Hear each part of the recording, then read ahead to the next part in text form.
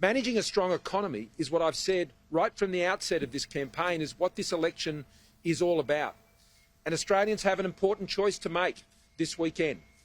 As a government, we've seen unemployment fall from 5.7% down to 4%.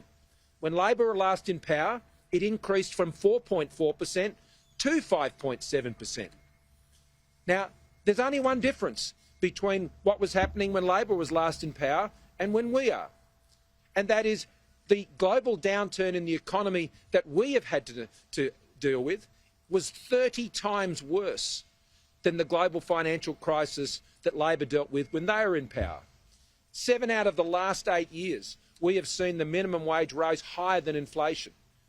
When Labor was in power, 3 out of those 6 years did that occur. And as a result, we're seeing more people in work. As we looked out into the pandemic, we thought that we would see unemployment go to 15%. And here we are today with unemployment at 4% and likely to fall in the future, as the Reserve Bank has forecast. We have unemployment for young people in this country down to 8.3%. That's the lowest level we've seen for around about 15 years or thereabouts. Young people getting in the work, changing how they go forward in the future. But an important part about a strong economy is to ensure that we manage money.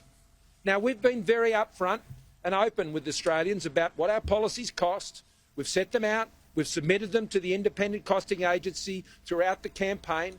Each and every time we release a policy, it's always there on the website. But in contrast, we've seen Labor running away and Mr Albanese running away from scrutiny when it comes to just how much his policies cost. We're so late in the campaign now, and even today he wanted to run to the other end of the country, away from his own travelling media pack so he wouldn't have to face questions. Now I'm pleased the media were able to pressure him back into facing that scrutiny today. But managing money is central to how you run a strong economy. And our government has retained a AAA credit rating, one of only 9 countries to do so through the course of this pandemic. Managing money is important because we know from Labor that when they can't manage money, they always come after yours.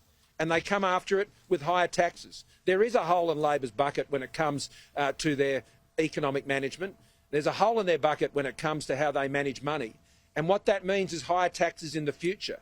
Labor are abolishing the tax speed limit that we put in place. They are removing the constraints that we impose on our budget that don't let taxes rise beyond what we believe is a sensible level of maximum taxes that an economy can support. We're ensuring that we keep the constraints on responsible spending. Mr Albanese wants to abolish those. The Shadow Treasurer, Jim Chalmers, is running around saying higher deficits, $1 billion there, $1 billion here. You know, it's no big deal. That's what Labor's Shadow Treasurer has said just this week. And Labor not being able to manage money is a real risk to Australians. It's a real risk to your bottom line. You know, we've all got to manage our budgets effectively. We've all got to live within our means as best as we possibly can. And governments are no different to that.